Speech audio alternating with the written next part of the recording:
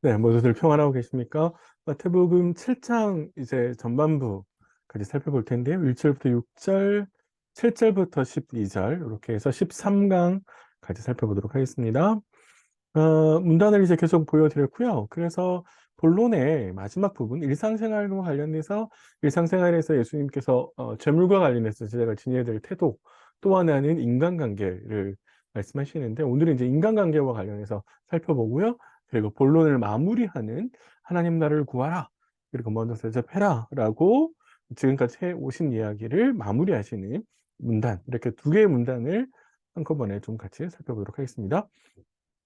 네, 그래서 요 문단은 일상생활에서 마지막 또 다른 주제, 재물과 관련해서 지난번에 했고, 그리고 인간관계에 대한 가르침이다라고 하는 걸 이제 말씀드렸고요.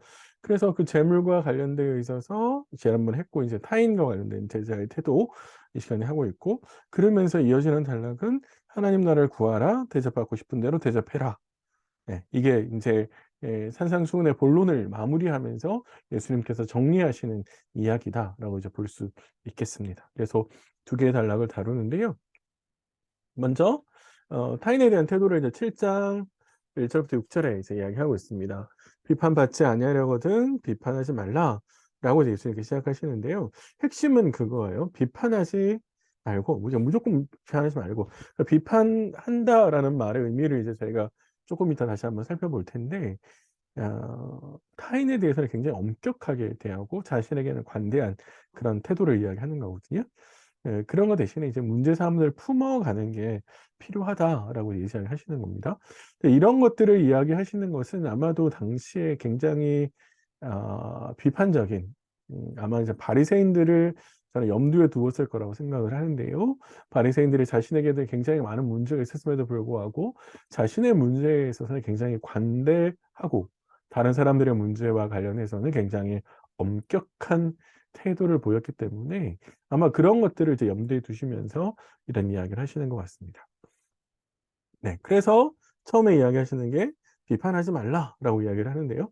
말씀드린 대로 자신에게는 굉장히 관대하면서 문제가 굉장히 많지만 마치 문제가 없는 것처럼 행동하고, 타인에게는 문제가 아주 사소한 것인데 아주 큰 것처럼 부풀려서 침소붕대해서 그렇게 하는 경우가 있을 수 있겠죠.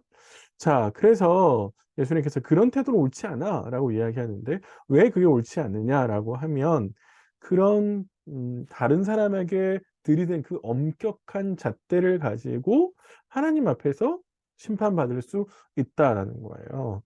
그러면은 이제 사실 좀 더 쉽게 생각하면, 다른 사람들에게 자비와 관용을 베풀지 않았기 때문에 하나님께서도 나에게 자비와 관용을 베풀지 않는다, 이렇게 이야기할 수 있는 것이죠. 특별히 여기 이제 판단받는다라고 하는 말 자체가 수동태로 되어 있고, 이 수동태는 심판하시는 주체를 생각해 보면 하나님께서 하시는, 그래서 신적인 수동형이라고 학자들은 이야기합니다. 그러니까 판단에 내가 들이댄 그 판단의 잣대를 가지고 하나님께서 나를 판단하시겠다, 이렇게 이야기하시는 거거든요. 그러니까 다른 사람들에게 대해서 아주 엄격한 잣대를 들이대면서 자신을 그렇게 하지 않으면서 그렇게 하면 안 된다, 이렇게 예수님께서 이야기하시는 것이죠.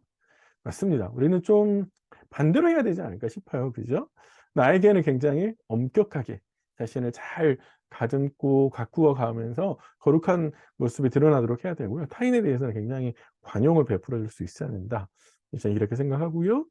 그래서 예수님께서 타인에 대해서 비판하는 거 말고 자신의 들보를 먼저 빼어라, 이렇게 이야기하는 것이죠.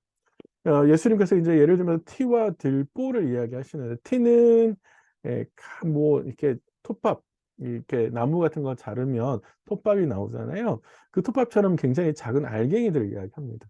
그럼 뭐예요? 결국 이걸 상징하는 거는 작고 사소한 문제가 되지 않을 수 있는 것들, 그런 것들을 이야기하고, 들보는 지지대입니다. 그러니까 천장이나 바닥을 받치고 있는 지지대를 이야기하는데, 지지대는 작지 않죠. 굉장히 크잖아요. 그러니까 이거는 심각한 문제예요.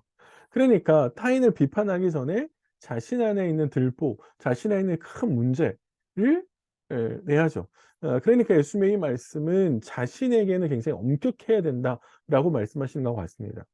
자신에게 들보의 문제가 없을 수 있죠. 하지만 늘 태도는 뭐였냐면 자신에게 들보가 있는 것처럼, 그래서 자신에게 가장 엄격하게 예, 그렇게 대하고 상대방에게는 어떻게 해요? 티가 있는 것처럼. 그런 태도, 관용의 태도. 그래서 문제의 사람들이 있다면 그 사람들에게 아주 엄격하게 대우하면 힘들고 어렵겠죠. 그러니까 어떻게 해야 될 것 같아요? 관용하면서 품으면서 시간을 주면서 예, 그런 태도로 가는 것이 예수님께서 여기서 지금 이야기하는 예, 제자의 바른 태도다라고 이야기할 수 있습니다. 그러니까 사실은 내 안에 있는 문제를 먼저 잘 보아야만 다른 사람들의 문제도 잘 볼 수 있다. 네, 그렇게 이야기하시는 것 같아요. 그래서 우리 일상생활에서 바울이 한 이야기가 이제 요거가 이제 일맥상통하는데 남을 나보다 낮게 여기고 낮추라는 이야기가 아니고 낫다, 보다 나은 사람으로 여기라고 바울이 이야기를 하잖아요. 예수님 말씀도 그런 것 같습니다. 그래서 우리의 일상의 삶에서 자신에게는 엄격하게 타인에게는 관용을 베풀면서 네, 그렇게 가야 된다라고 이야기를 하시면서요. 그런데 이제 6절에서는 좀 갑작스럽게 거룩한 것을 걔에게 주지 말라 이렇게 이야기를 하셔서 분위기가 갑자기 바뀌는 것처럼 보이는 게 도대체 뭐지? 아마 이제 약간 헷갈릴 수 있는데 문단의 연결은 이런 것 같아요. 우리가 다른 사람들을 잘 관용해야 됩니다라고 이야기를 하면 아이 그럼 무조건 다 받아줘야 됩니까? 이렇게 논리적으로 질문이 생길 수 있죠. 그거와 관련해서 6절에서는 아니요. 모든 사람들을 다 받아줄 수는 없습니다. 어떤 사람은 못 받아줄까요? 개와 돼지 같은 사람. 개와 돼지가 뭘까라고 했을 때 아마도 여기에서는 우리가 하나님 나라를 구하고 하나님 나라를 전파하는 제자로서 그 하나님 나라를 거부하는 하나님 나라의 복음을 거부하는 사람들을 상징적으로 그래서 개와 돼지는 그 하나님 나라의 복음이 얼마나 귀하신지를 깨닫지 못하는 무시한 사람들 폭력과 무질서로 막아내는 사람들 바로 그런 사람들을 이야기하는 것 같아요. 그러면 거룩한 것은 예, 하나님 나라의 복음이 되겠죠. 이렇게 해야만 예, 사실은 하나님 나라를 전파하는 것이 우리가 그들에게 하나님 나라를 구걸하는 게 아니거든요. 그렇지 않습니까? 제자들이 복음을 전하면서 절대로 구걸하지 않았습니다. 너무 이렇게 약한 모습으로 선포하지 않았습니다. 당당하게 선포했거든요. 그러니까 그렇게 할 때 사실 하나님 나라의 복음이 예, 그 복음에서의 가치를 잃어버리지 않도록 예, 모독을 당하지 않도록 할 수 있고 그런 폭력을 행사하는 사람들로부터 제자의 안전을 지킬 수 있기 때문에 지금 여기서 이야기하시는 것은 바로 예, 거룩한 것을 그에게 주지 말라. 하나님 나라의 복음에 귀한 것을 깨닫지 못하는 사람들에게는 예, 관용을 베풀지 않아도 된다. 예수님께서 제자들을 이제 나중에 가시면 선교를 보내시는데 그때도 유사한 말씀이 등장합니다. 그때 가서 다시 한번 살펴보고요. 그렇게 해야만 찢어 상하게 하지 않을 수 있다. 복음의 모독을 막고 또 제자의 안전을 지킬 수 있다. 이렇게 이야기했습니다.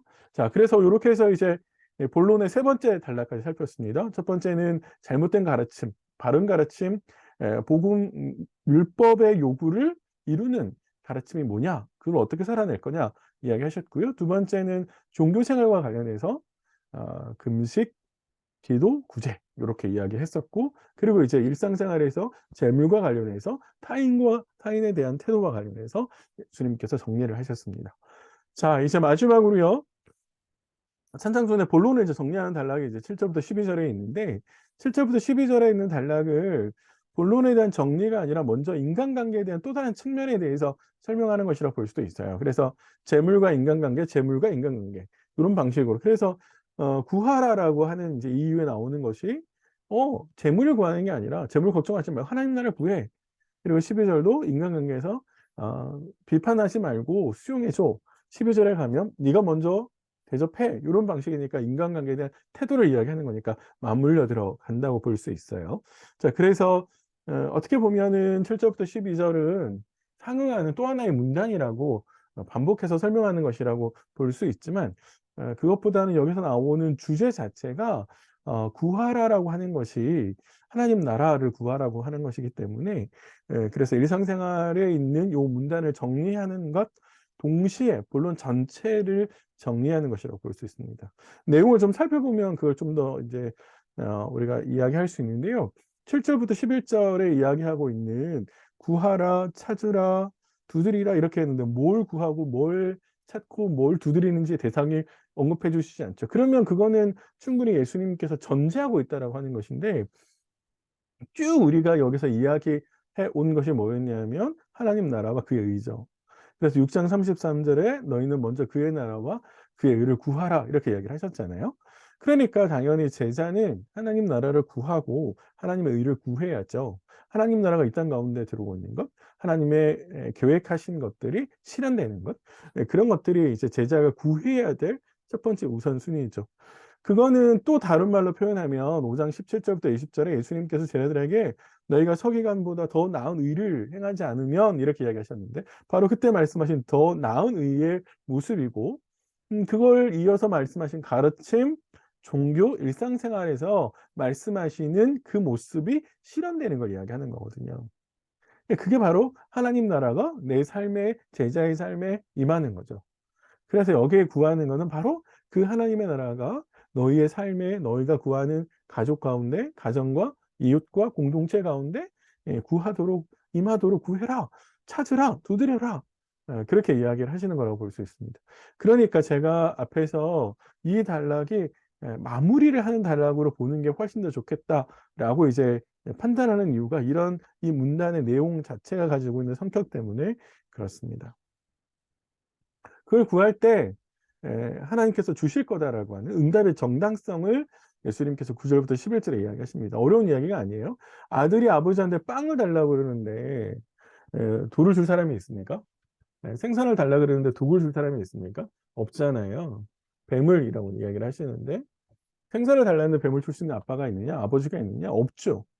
그러면 하물며 하나님께 인간 아버지보다 훨씬 더 뛰어나신 하나님께서 그의 제자들이 하나님 나라를 구하고 하나님의 의를 구하는데 들어주지 않으실 이유가 뭐가 있느냐? 이렇게 이야기를 하시는 거죠. 그래서 제자는 하나님을 향해서 하나님 나라를 구해야 된다. 그것이 바로 예수님께서 오셔서 하시려고 하시는 일이라는 거죠.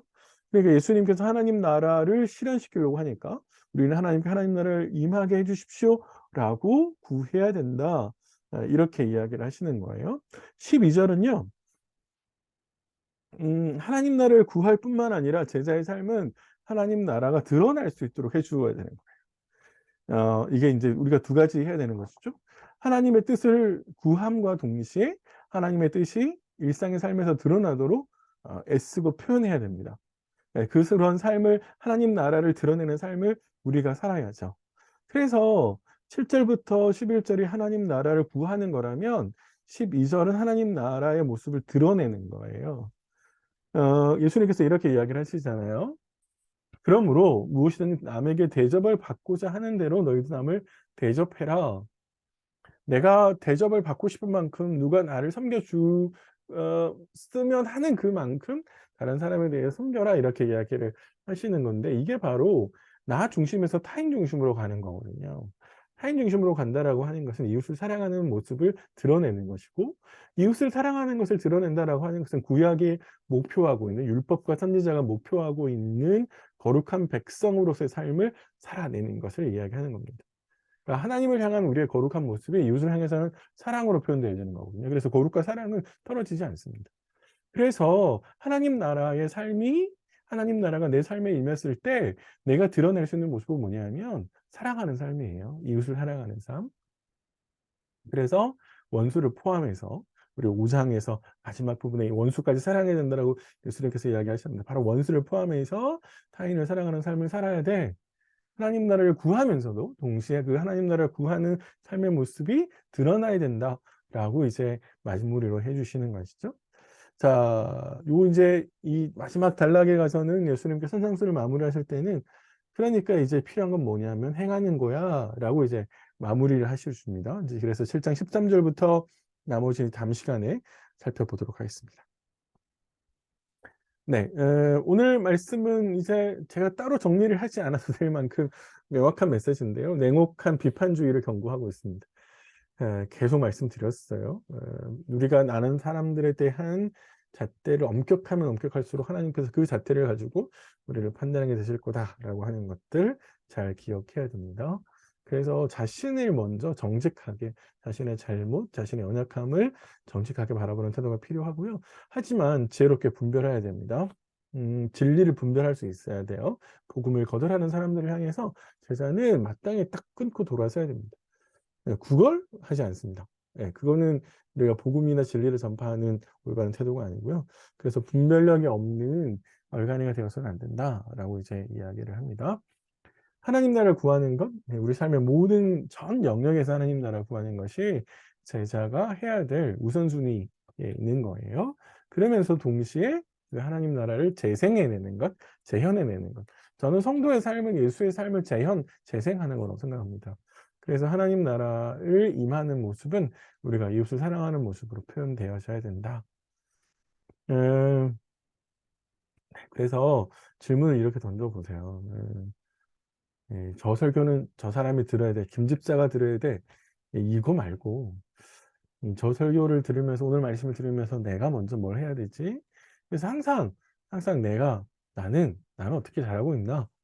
다른 사람 비판하기 전에 먼저 나는 어떻게 하고 있나? 라고 예, 좀 생각을 먼저 하고 난 다음에 그러면 다른 사람에게는 저는 충고하지 말아라. 아니요. 해야죠. 근데 그 전제는 그를 진짜 사랑하는 마음으로 사랑하는 마음으로 점검해보면서 질문할 필요가 있고요. 그러면서 이제 좀 구체적으로 생각해 보세요. 내가 좀 너무 깐깐하게 굴고 있는 문제는 없나? 관대하게 좀 자비를 베풀어야 될 문제는 없나? 내 아이들에게 너무 내가 깐깐하게, 특별히 뭐 학업과 관련해서 너무 깐깐하게 굴고 있는 거 아닌가? 내가 교인들에게 너무 음, 힘들고 어려운 이 수준까지 요구하는 거 아닌가? 그런 생각들을 좀 해보시면서 그런 문제들은 없는지, 좀 더 관용을 베풀어야 될 문제는 없는지, 한 발짝 물러서서 조금 여유를 줘야 될 부분은 없는지 한번 생각해 보시고요. 반대로 선을 그어야 하는 문제, 진리의 문제, 잘나야 되는 문제, 그런 건 없는지 한번 좀 고민해 보시라고 말씀을 드리고요. 하나님 나라를 구하라고 예수 말씀하셨는데, 그러면은 내 기도 제목이 어떻게 바뀌어야 될 것 같으세요? 내가 지금까지 어떤 내용으로 하나님께 기도하고 있을까? 정말 내가 가지고 있는 모든 나 중심으로 하나님 내게 이거 이루어 주세요. 하나님 이거 필요해요. 이런 나의 필요를 쭉 나열한 욕심의 기도는 아니었나? 하나님의 뜻을 구하는 기도라면 지금 내 삶에 하나님의 뜻을 구하는 기도라면 어떤 모습이어야 될까요? 기도의 내용이 우리 공동체 안에 하나님 나라에 구하는 거라면 어떤 모습이어야 될까요? 한번 좀 고민해 보시면 좋겠습니다. 끝으로요. 내가 하기 싫은 건 다른 사람들 시키지 말자. 이런 결단이 필요해요. 해주었으면 하는 거 있죠? 이것 좀 해줬으면 좋겠다. 우리 주부들이 제일 맛있어하는 밥이 뭐예요? 남이 해주는 밥이죠. 네, 남이 해주는 밥은 다 맛있대요. 우리 주부들이 그렇게 이야기하시더라고요. 내가 먼저 해달라는 겁니다. 그러면 이거 내가 좀 나한테 해줬으면 하는 그런 바람이 있죠. 그거 먼저 가서 해줘라. 이렇게 예수님께서 이야기하는 거거든요. 어떤 거 있으실까요? 음식물도 재활용, 뭐 청소, 빨래. 이건 뭐 제가 그냥 일상에서 쉽게 접할 수 있는 건 적어드렸는데요. 한번 고민해 보시면서 막 충분히 그런 게 있으실 것 같으세요. 그래서 내가 진짜 하기 싫은 거, 이거 좀 해줬으면 하는 거, 그건 사실 내가 싫으면 다른 사람도 싫은 거니까 그런 거 없는지 한번 살펴보시면서 조금 같이 해줬으면 좋겠다 싶습니다. 예, 하나님 나라가 오늘 함께 말씀을 나눈 모든 분들에게 임했으면 좋겠고, 또 그런 하나님 나라의 삶을 우리가 살아내었으면 좋겠다. 그걸 위해서 함께 기도하며 나아가겠습니다. 수고하셨고요. 14번째 시간에 만나뵙겠습니다.